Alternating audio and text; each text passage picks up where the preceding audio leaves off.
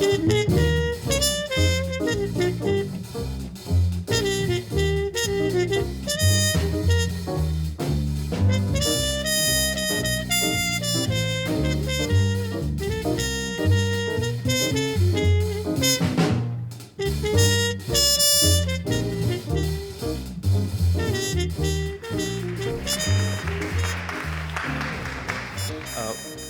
everyone.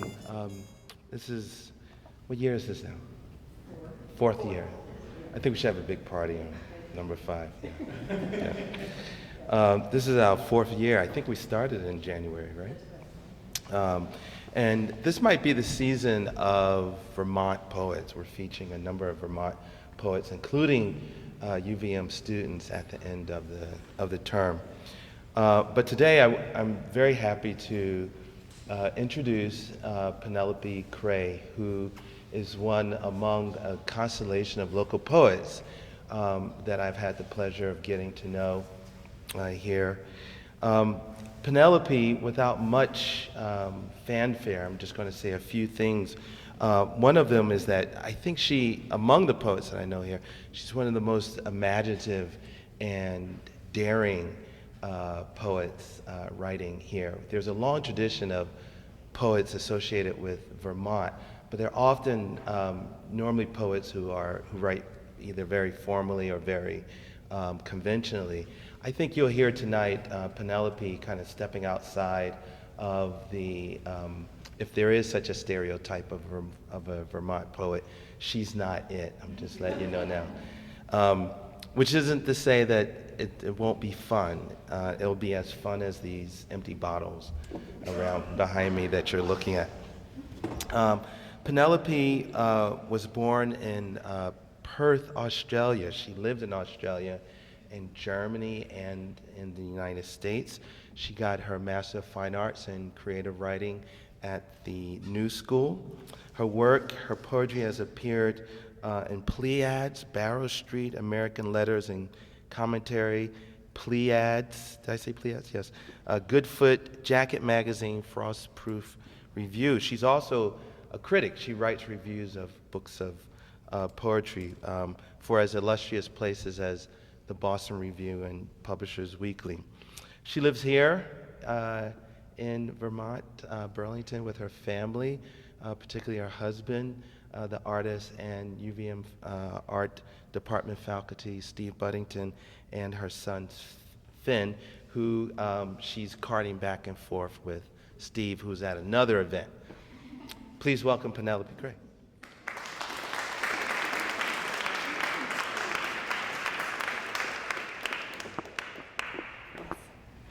Thank you, Major, for that wonderful introduction, and it's great to have this opportunity to read my work to a local audience. Can everyone hear me? Yeah? Okay. I'm going to divide the reading tonight between poems in verse and then a series of prose pieces that kind of ride the line between prose poems and perhaps even very short fiction. They've kind of been published as either. And at the end, I'll be really happy to answer any questions you have about the work, certainly.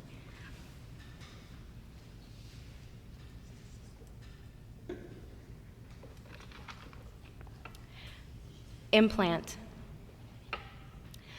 Knowing how something is going to end and watching anyway is different from watching something you have already watched before. Like when you throw bodies into water and they start swimming. You get used to the movie, and when the movie is gone, it takes a while to get used to the silence. You might think of a baby and a mother sitting lakeside. Every child in America went straight from 3rd to 5th grade. 4th grade may or may not exist. It is a lie invented by the government and implanted memory. 4. Knowing how something is going to end is different from watching the government, like throwing movies into water and watching them swim. You might think how quickly things unravel. Inside her, life coiled tighter still.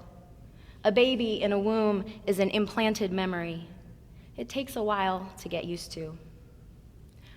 4. Fourth grade went straight from third to fifth grade.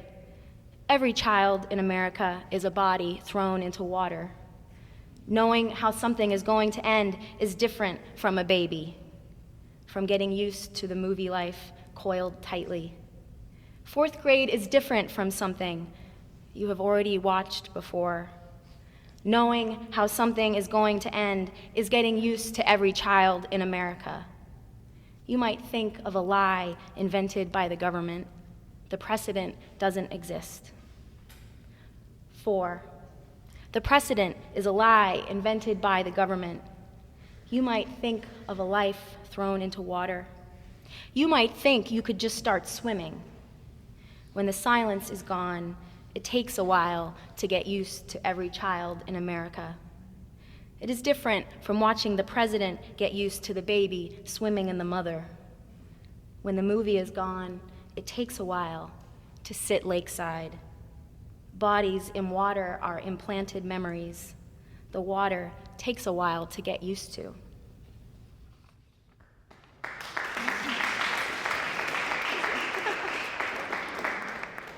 Louder? Louder. Mortar from mortal. Is that better? Tap. Is it on?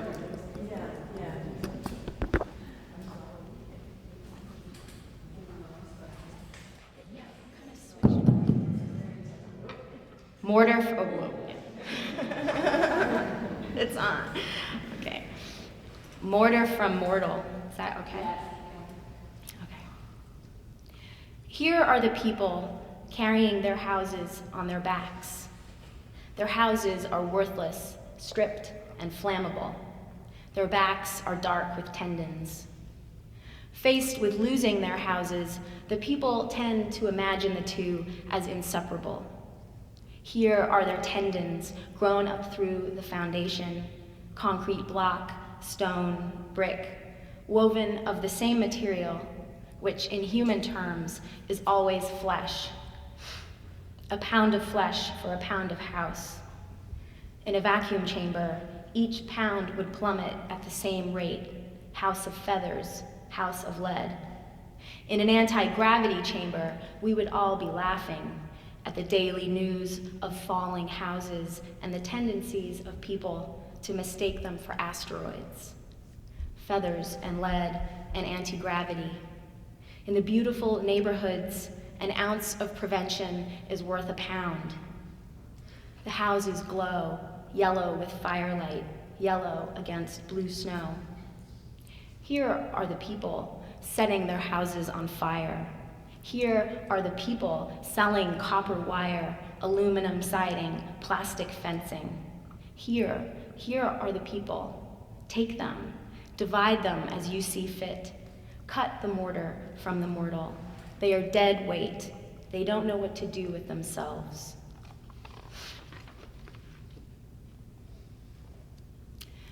Treatise on happiness and sadness for the rest of us. We begin with simple statements. The rest of us are happy in spite of ourselves. The rest of us are happy to spite ourselves.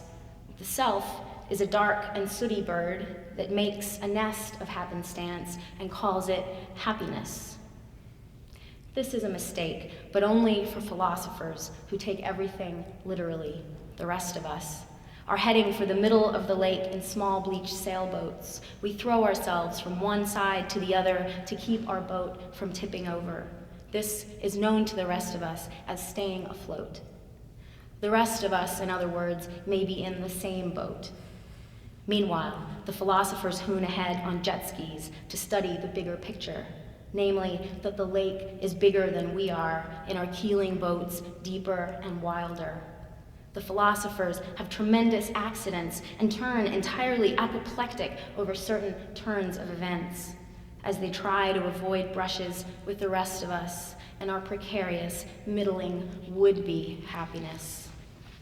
The philosophers want to know, are the rest of us poets? Yes, of great sadness, or of great hope in spite of great sadness? We tell the philosophers we are poets of great sadness in spite of great hope, but this makes the philosophers crazy.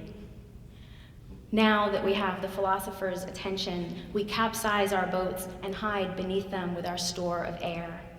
The philosophers deduce they've lost us forever and call our names in Greek, Latin, French, and German, but we don't respond. As usual, we don't understand. We are happy beneath our boats being sad and lost.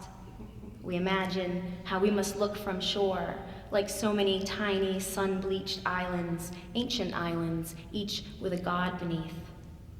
Seagulls land. Their feet shift like stars in our dark dome, such happiness.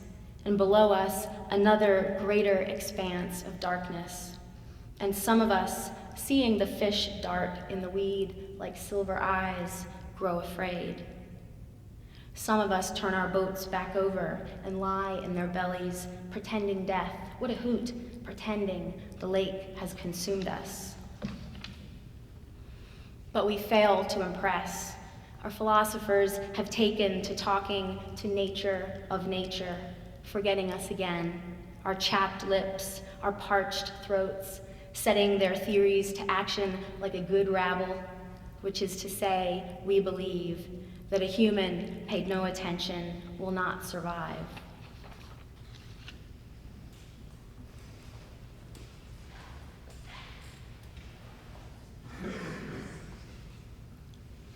I think the wall hanging is very apropos of this poem. Wine for water. After I found the fly in my wine and drank it down, I found a worm in my salad, and instead of tossing it, ate it, the earth's bounty being singular, no one thing better than another.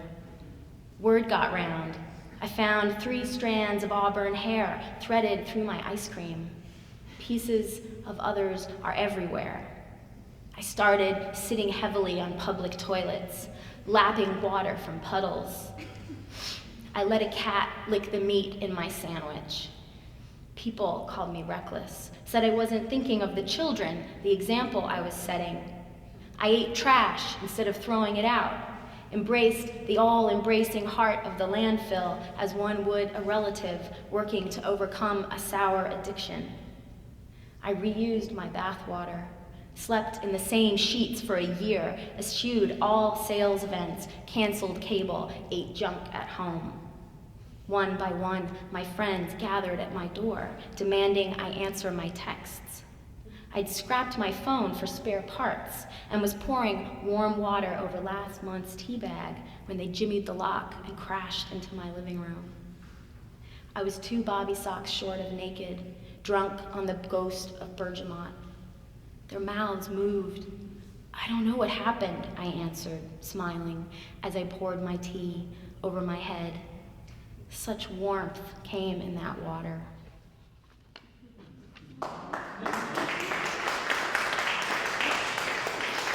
Thank you. Every birthday, a new 3-year-old. I used to believe they'd do some maturing over the years. When I turned 4, for instance, a 3-year-old showed up, so I bargained on a similar logic when I turned 34. My very own perpetual Jesus year, replete with deep advice. But no, I got another 3-year-old. What's more, I still have the infant from when I turned 1, the 1-year-old from when I turned 2, and now they've started talking about college. I've had to deny an education to all but the brightest children I've been. 37 3-year-olds, and I haven't aged a minute.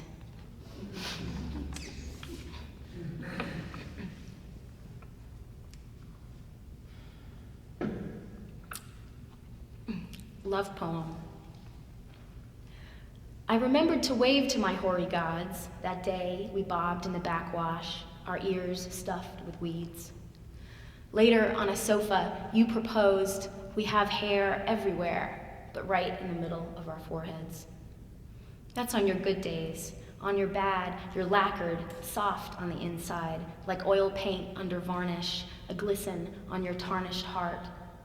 But then that amounts to so many hills of binwares and how we got theirs, and how they all got theirs too, those bastards mountaining past us again. But we pulled the plug on them this time, and by some stroke funneled up instead of drowning. In the distance, beyond those thunderheads mounting, insects manufacture future storms. All the woof and warp we'd want, just a wing beat away. And here's the two of us lumbering like farm animals made parallel by the whiffle tree, which screws us to our pasts and to each other.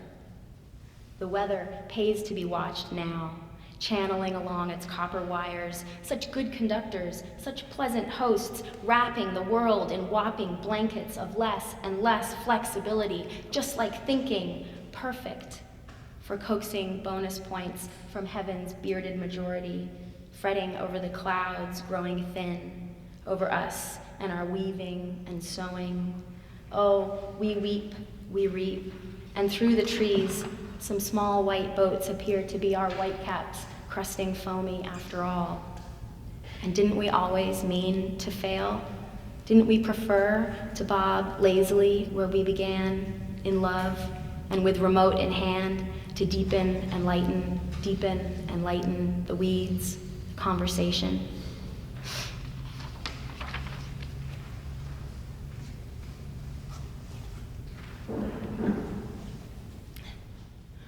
One possible discourse on God. The God of the heart only has eyes for the lungs, which house a God in love with the discourse of bone. The rib cage is threaded through with a God who adores adipose tissue, which is riddled with gods who spend all day admiring the lean femur, the phalanges' agile links. Meanwhile, the gods of the fingers honor the wrist, which itself worships oxygen, free as anything a god can imagine, namely, anything but a god. The omnipotent skin loves the hair, and the hair loves the mouth as it opens. The god of the mouth wishes to be the god of tongues, but the tongue identifies spiritually with the teeth, all grind and rot. Which gods care for us best? Gods who peer out of other bodies, wishing to occupy ours, or our gods who plot continually their own escape? Dear gods, we love you. Gods of eyelashes and pubic hair, God of saliva in love with bile, God of myelin in fear of electrical impulses and any matter that moves faster than the admirable, methodical bowel. May the God of arms reunite in spirit with the shoulders, who, we pray, may learn to forgive the God of the neck. O nose, O earlobes of holiness, we know you by the names we call you. We monitor your place in the sentient dark.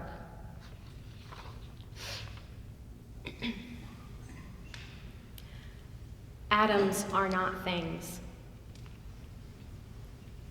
This was my original plan for the world, to use the names I gave you when you were about my size to serenade you. But you don't listen, too small even to obey. My first mistake, the thought of your answer, hatches and lives in me forever, streaking toward infinity. The evidence of you mounts daily, my intelligent neutrino, too tiny to draw or trap with light, too slight to sculpt or roll along to some final destination. Now, being a natural at revision, I have a second plan, to fill you with my properties and wait, obedient to my own mystery. I relax, I am ready, but do you see me? I am large as the possible world. So the next pieces are prose pieces, which again walk the line between prose poetry and some very short fiction.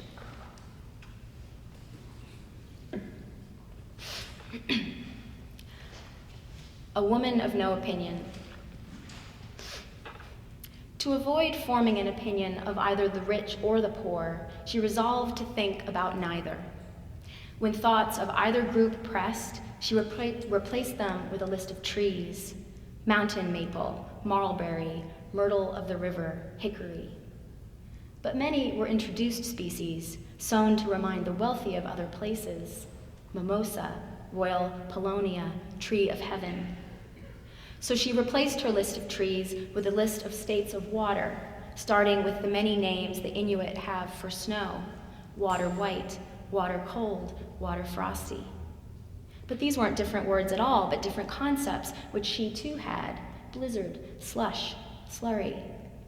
She had then to admit to romanticizing the Inuit for her own gains, that is, to avoid thinking about the rich or the poor in order to avoid forming an opinion of either. She indulged briefly in imagining sorrowful faces red with cold. She wished to have no opinion about sorrowful faces. She wished to see them as not sorrowful, or rather as sorrowful and not sorrowful at the same time. But she had read on the internet about the plight of the animals they lived among: the polar bear, the narwhal, the walrus.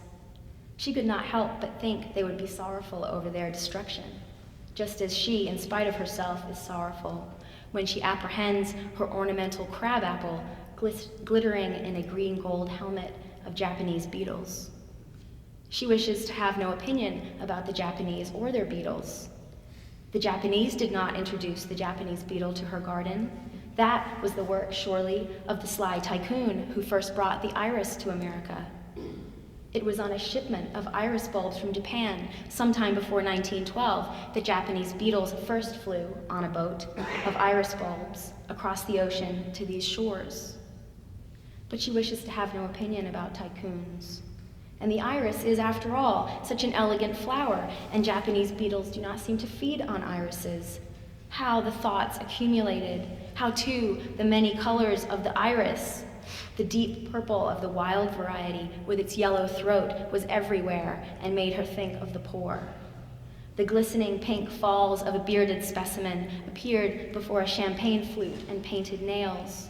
The rich, it seemed, were also everywhere inside her. She stared hard at her walls bare, as she wished to have no opinion about color that might sway her mood one way or the other, which might in turn sway her in the direction of the rich or the poor. Were they not all just people? Her inner alarms blared.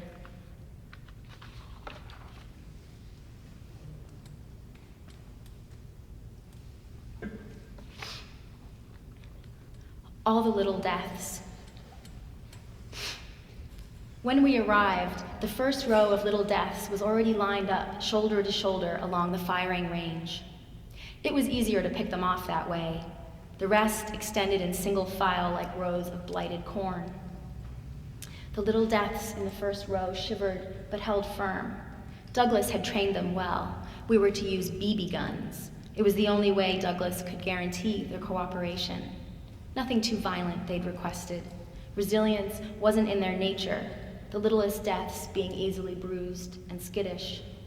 We had to warn them when we were going to fire by raising our hand in a sort of salute. That was the arrangement, elaborated in the weekly emails Douglas had dispatched in the months before the big event. None of us had unreasonable expectations. No one expected any big deaths to show up. No one expected to take out their own big death. This was simply about making life easier on a day-to-day level. Some of us sought to extend the shelf life of certain foods. If the little deaths that caused them to sour or stale could be stalled, via BB for instance, the food would last longer, which would save us money, freeing us to spend it on more pleasurable pursuits. Others were more ambitious.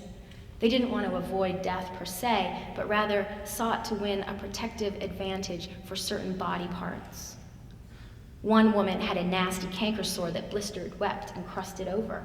She wanted the little death to leave her upper lip alone, long enough at least for someone to fall in love with the rest of her. I stood in line and watched as one by one my brethren took the BB gun in hand and picked off their row. We'd all been practicing our shot. The little deaths were flying backward, a purplish mist trailing after them as they landed stunned in the grass or staggered about, clutching their arm or stomach. I felt almost sorry for them, except I knew how much they had taken from me. Just then, a hush fell over us. Trish had set aim, skipping the salute. Douglas leaned in, then seemed to think better of it and took a step back. Trish held herself still, staring down the gun at her little deaths, who fidgeted and avoided eye contact, but held their ground. What was she up to? Then, with a practiced swiftness, she lowered the gun, wrapped her lips around 2 fingers, and whistled, "Tweet!" All of Trish's little deaths and all the trim rows behind them poured in one mass toward us. I heard Douglas scream, "No!" as Twish wheeled around and began firing. I was hit first in the arm and then again in either thigh. Into each small, non-fatal wound leapt a little death. I fell to my knees. I thought I heard the singing they say you hear when your big death comes to collect you. But it was Trish.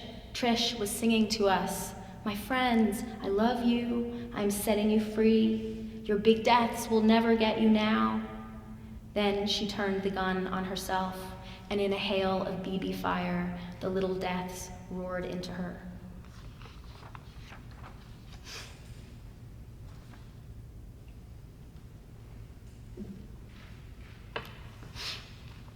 Death devours more than Nadine. Each week, one of Nadine's doctor friends appeared at her 4-poster bed and amputated another piece of Nadine. Her artist friends wept with their sketch pads in the doorway and returned with portraits of the missing parts. Nadine was to select from these, some simple line drawings, others trompe-l'oeil masterpieces, the portrait that had achieved the greatest likeness. It was not, of course, the accuracy that mattered, but how the portrait invoked the spirit of the missing.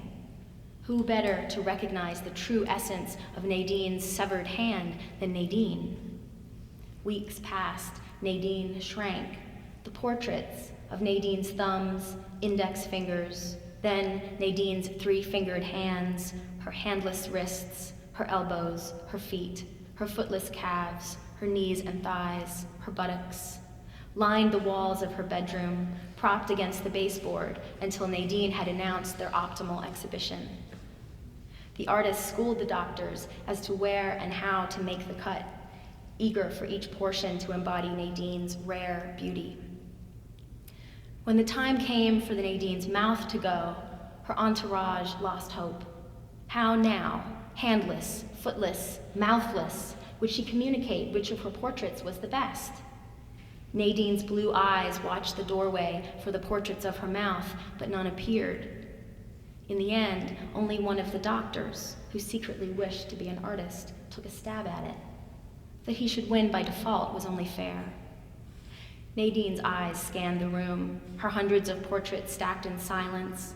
She saw the moon rise and later the sun. In the morning, the doctors carried her eyes away. No need now to cut.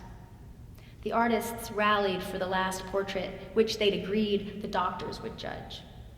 The artists took turns laying their portraits of Nadine's eyes on her pillow, just as they had been, azure, cerulean, opaline, inclined toward the window, where now one could see a red bird in the maple. The doctors, having no firm criteria for judging excellence, refused to choose a winner, and the artists fell into argument.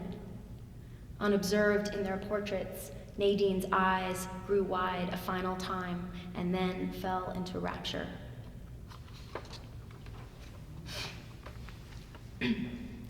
Barry and the boulder. The boulder on Barry's back has begun to keel like a mighty Viking ship, forcing Barry to throw his weight this way and that, quite haphazardly, if only to remain standing. At first, Barry had courted the boulder, finding his back too straight and uninteresting. He had thought it might help him to attract women. He dressed to accentuate its size, but more often it seemed it got in the way, especially in the bedroom. Some women seemed more interested in its content, the kind of rock it was exactly, the geologic pressures responsible for its shape and appearance, than in Barry, who found himself in these moments wedged between the women's nattering and the boulder's primeval hissing and popping, if in sympathetic, if unintelligible, response. Barry would be forced to raise his voice, which inevitably cast him as the killjoy of the group, and the women, scowling as they struggled to zip themselves back into their dresses, left. But tonight, Barry's raising his voice does not do the trick, and he is forced, in his state of being heartily unheard, to raise his fist. And to raise his fist, he first has to throw back his shoulders and stand straighter than ever, and quite by accident, as a sort of side effect, Barry puffs out his chest for the first time in his life. At this very moment, the small portion of the universe Barry is occupying, meaning Barry and this woman Brenda, and the few cubic feet of carpet that hold their feet and the distance between them, falls silent, and the boulder, quite gracefully for something of its heft, rolls off Barry's back. Brenda is stunned and rushes to it to make sure that it has not been injured. Finding it intact, she scowls at Barry as she struggles to zip herself back into her dress and leaves. Now Barry is for the first time alone and face to face with the boulder. It is nothing like he had imagined. It is quite a bit smaller, not tiny by any measure, but more the size of a bucket than of a pirate ship. Neither has it the sharp-edged, granity appearance he had envisioned. Rather, it is covered mostly in a soft moss of a gentle green, through which here and there tiny purple flowers with yellow centers peek. The side of the boulder that had pressed against Barry's back is matted down and has a bruised aspect, as if it needs tending. Barry tries gently to flush the moss on this side, and the boulder winces and then falls into a wild fit of sobbing on Barry's lap.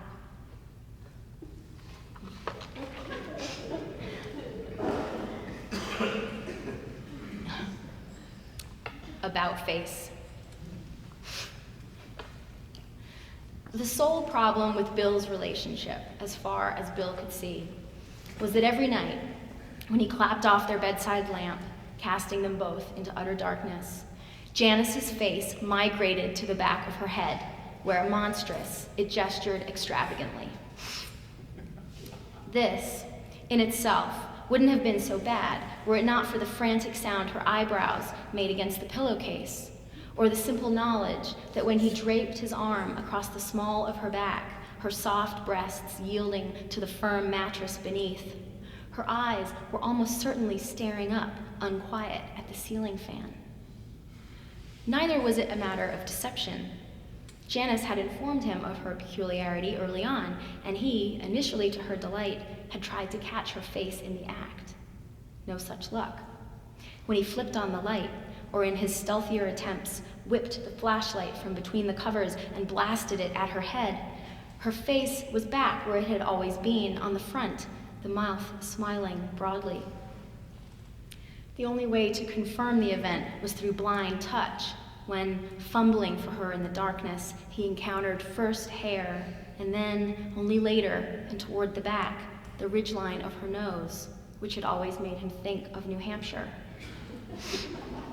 Sit up, he'd insisted in their first months together. She'd obliged, and in their private darkness, he'd run his hands down her wavy hair until his palms reached the moist swell of her breasts. What seemed unresolvable to Bill was whether he had a true problem or only the sort of thing that seemed it should be a problem but actually wasn't. It was accurate, as Janice had pointed out, that parts of Bill's body, too, routinely changed shape in the presence of certain stimuli. At least her face didn't engorge or excrete.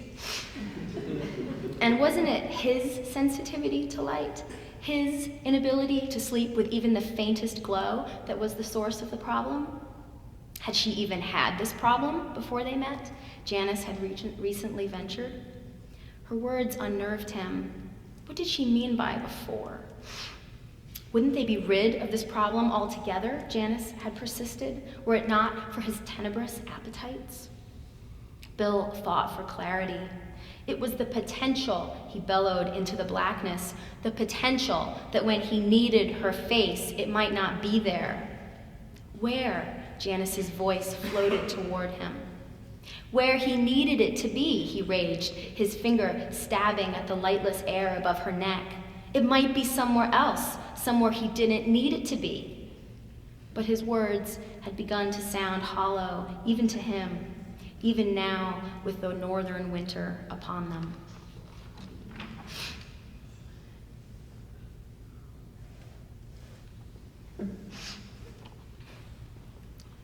In a room in Brooklyn.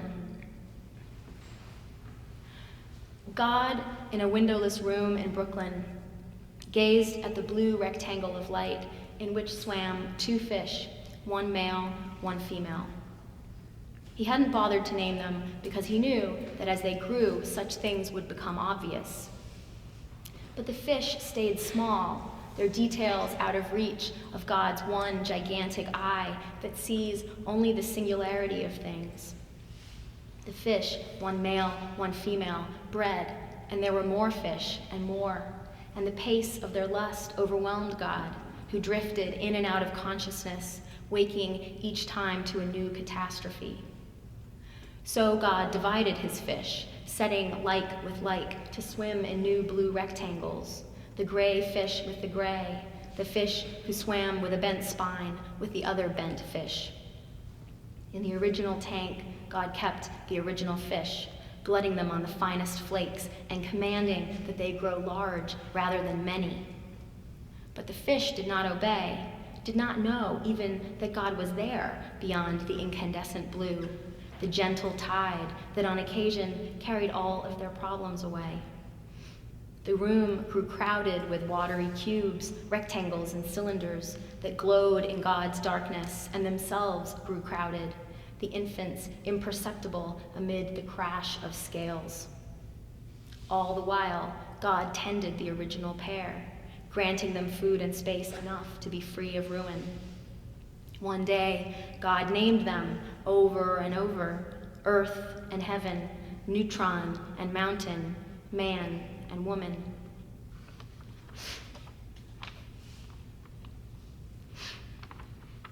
Placeholders. Excuse me. Placeholders. We didn't get the house, but the insistent monument of the Second World War urged us onward. They didn't have our preferred brand of cornflakes, but the Loch Ness Monster nevertheless coaxed gentle souls toward Ireland. We didn't get a raise that year, but banners flapped over Japan, the tattered flags burned to a white dust. We didn't venture out, though the waves beckoned to us, bearing the great barnacles shoreward. We didn't overcook the rice, but still the volcano indulged its ill temper, and the orangutan nursed its third child. We didn't get the tickets, but the weeds grew tall and the leggy flowers taller, carousing with the winds of late October.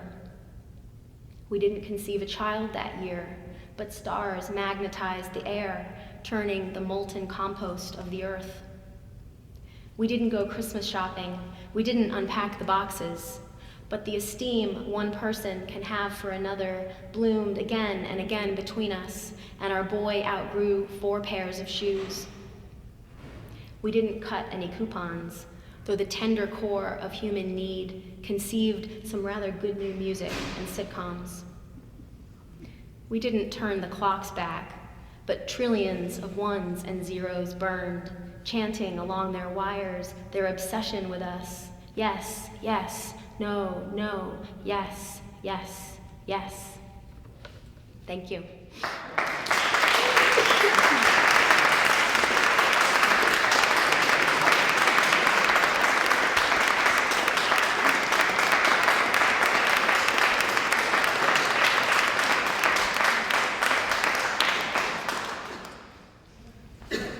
I'm happy to answer any questions.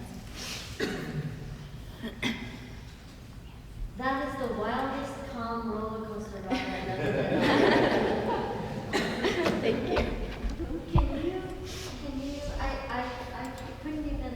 select one, but could you take perhaps one of the shorter poems that you read, or one that's easily discussed, and talk about how you came to move from metaphor to metaphor, or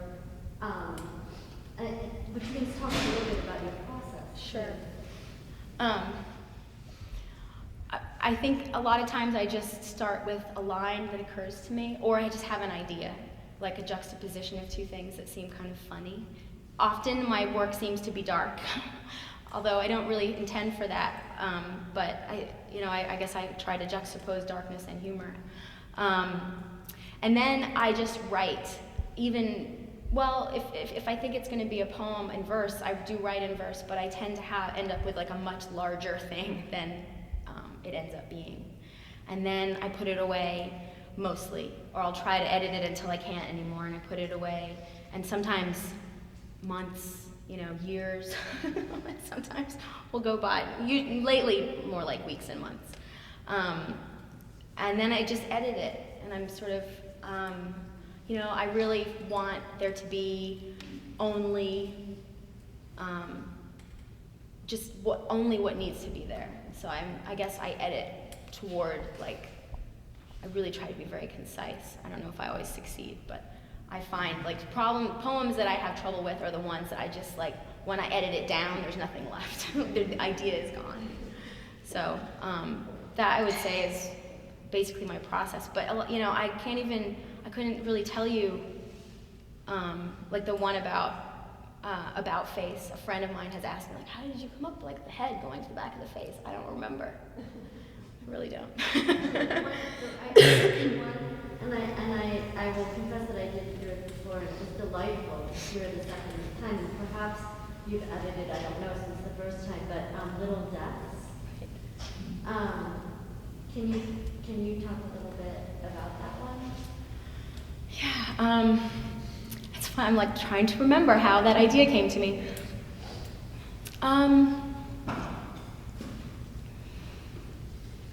I think it was an image that I had of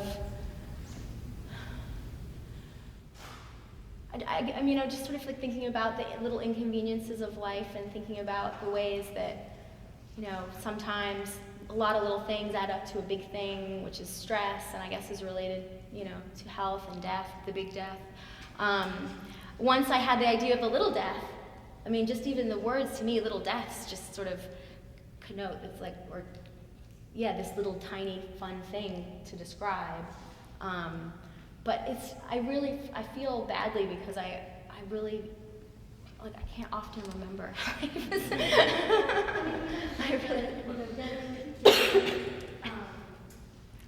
Shooting the little deaths, which the little things that make our lives miserable, and getting rid of those.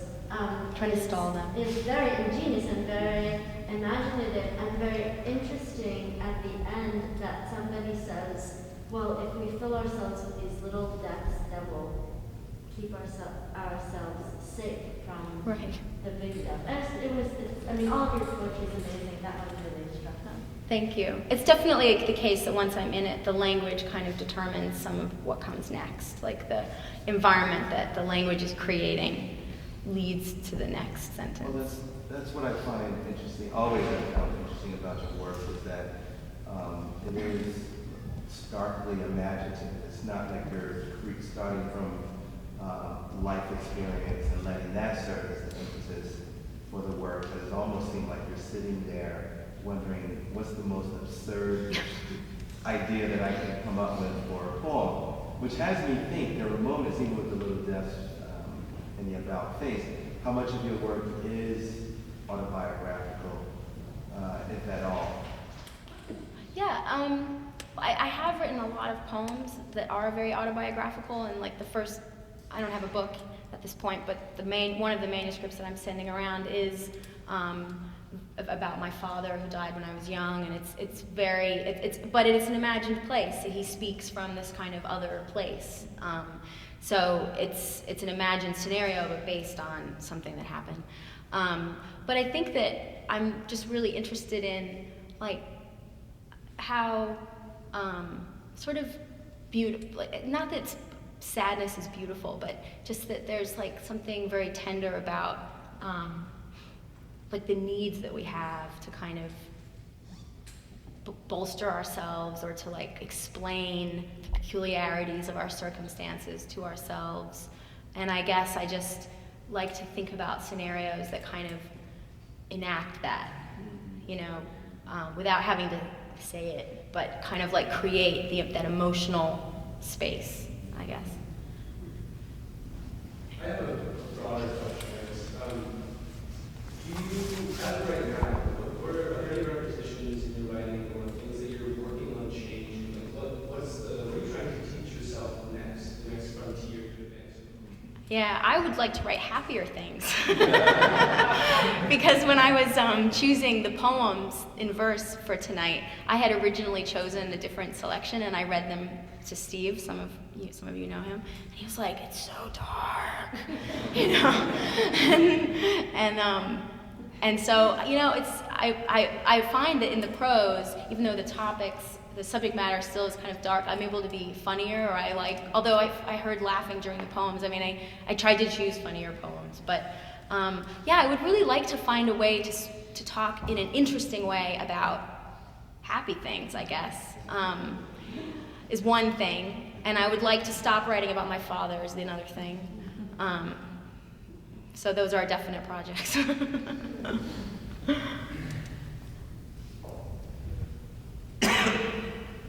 Students. Was there any one poet or group of poets that inspired you to begin your craft? Yeah, definitely. For the book, the first manuscript that I described, Louise Gluck for sure, and she's still perhaps my favorite poet. I mean, she's so dark, but just amazing. Like, I think, I don't know, she really makes me know how wonderful life is, even though so much of what she describes is so sad. And then certainly I've been reading a lot of Lydia Davis in terms of I love Lydia Davis. And Russell Edson for sure, Mattia Harvey, and then I've been reading some short fiction writers also as well, and I'm forgetting their names right now. Yes. I failed to mention that you are a freelance writer, and that's what you do as your Editor, freelance yeah. editor. Mm-hmm. And because there are some students that I know that are interested in going to graduate school, at what point did you choose to go to graduate school? Were you in a career and then you decided, or did you graduate Right. undergrad? Right. And why New York? Why the new school? Yeah. Why that program? Yeah. Well, as an undergrad, I went to 4 different colleges, so I had a very unusual undergrad experience because I am an Australian citizen, and I had moved back and forth between the U.S. and Australia when I was a kid, and then after high school I came to America and tried to be here and was unhappy. So I went back to Australia, and I kept coming back because my family is here. The point is, when I finally earned my undergrad degree, I was like 25 or 26, I think, and it ended up being in English.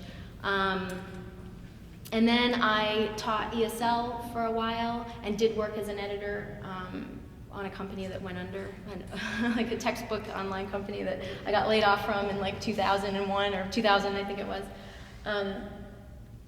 And meanwhile, my professors were pushing me like to get a PhD because I really did enjoy writing criticism when I was an undergrad and kind of thought that's what I would do. But I had always written poetry, but never ever thought about it as anything that I could do with my life. And I wasn't reading really any contemporary poets. But so I kept trying to apply to PhD programs, and I just couldn't write a statement of purpose. I just couldn't say where I wanted to go. And so I decided to apply to MFA programs, at which point I had never taken a poetry class. And I got into 4 schools, and it was right, I went to school in 2002, so 9/11 had just happened, and for some reason I just really wanted to go to New York, that was the program I wanted to go to, even though it wasn't the one that gave me a free ride. think about that sometimes now that I have all these student loans. But, and then the editing I started doing, again, as the kind of work before that, and then I was proofreading for Duke University Press as a grad student, and then it's just kind of grown a lot since I've come to Vermont.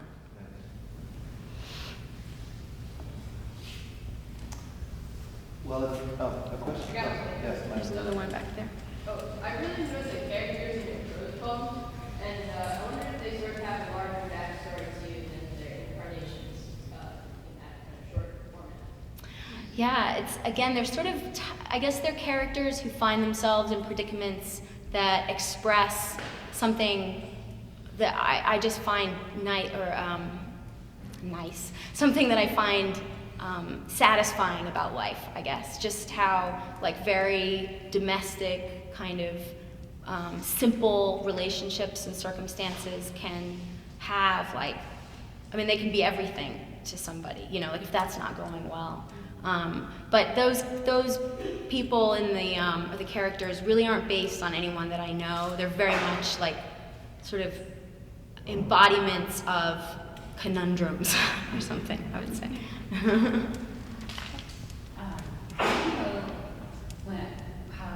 do you know, or when do you know to just scrap something completely, and what percentage, what right do you say to scrap? Yeah, that's really hard. You know, I find that pieces that tend to stick around that work kind of quickly, you know, and then I have ones that I've been like trying to make work for years, and they might sort of work, but they really aren't the best ones I've written, you know? And so I do write a lot. I have, you know, I have a business from home, and I have a little boy who I take care of, my son, at the same time, so I don't write as much as I used to, but when I sit down, I don't have the problem with writer's block. It's like there's always plenty to say. So I would say, you know, like 20% I keep probably, I don't know. But there's a lot that just isn't any good. Corinne, last question. Corinne. Do you find that you usually sit down and write, or do you find that If I write, sorry, when? do you like sit down and write, or is it like a process that like keeps going throughout your day? Right. Definitely, like when I'm going for a walk by myself, which is rarer these days, or when I'm taking a shower, I often will have an idea come, like an absurd idea. I mean, to speak to an earlier question and a bit to yours as well, like I have a piece right now that I'm writing about the spiral when the water goes down the drain. Like I said, what if, because my son is really obsessed with that, and we talk about it a lot. We always watch the spiral go down, you know, and so I'm like, what if they took that away? Like what if, you know, you had to pay extra for that? And all of the things that we say about like being in the spiral, like we're in the center and we're in the outside, but we're still in our life, like all of that goodness that comes from the spiral was no longer available to like us, you know, the non-rich people. So I haven't finished that one yet. And actually right now it's not very good, but the idea is good. So that's an example of like having the idea. But now I do much more often sit down and write at the computer, because I write like when my son is sleeping, so I can't leave the house, which I would be nice to go for a walk, but. We do have one more question. Okay. Well, actually, it's sort of like along the lines of the last question already. But I just wanted to say that my experience of listening to your poetry was kind of like looking at the moire pattern, that screensaver that used to be around in the late 1990s.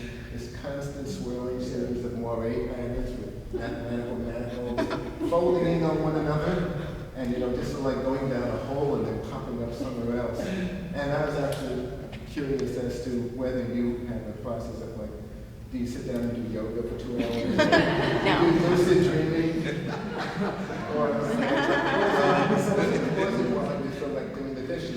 Part Right. A, and part B, was to partially answer that question, is there any bearing, does your international experience of having lived in different countries have any bearing on your choice of composition?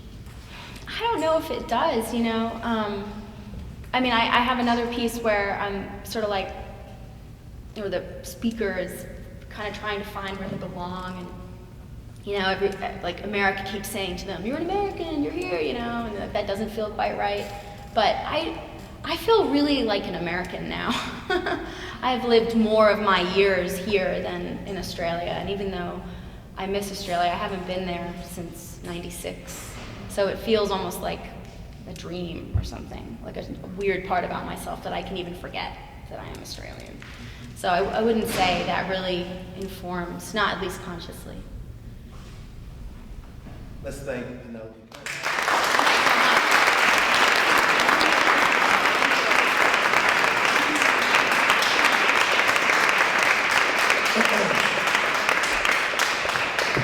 So if you liked tonight, which I know you did, if you enjoyed it, please come back next month, February 27th, a Wednesday, last Wednesday of the month, where we will hear the poet Marie Elizabeth Malley. If you like tonight, you should also go, and you have a Facebook account, you should also go to the Painted Words Facebook page and friend us and find out more. If you like tonight, you should also let Penelope Cray know and ask her when her book might come out or how you can keep in touch with her. Oh, that's right. If you like tonight and you didn't, you had some friends that you really wanted to come who couldn't make tonight, the Fleming has a YouTube account and you can see the reading there as well. Bring a friend next time, okay? Thank you all. Have a good evening.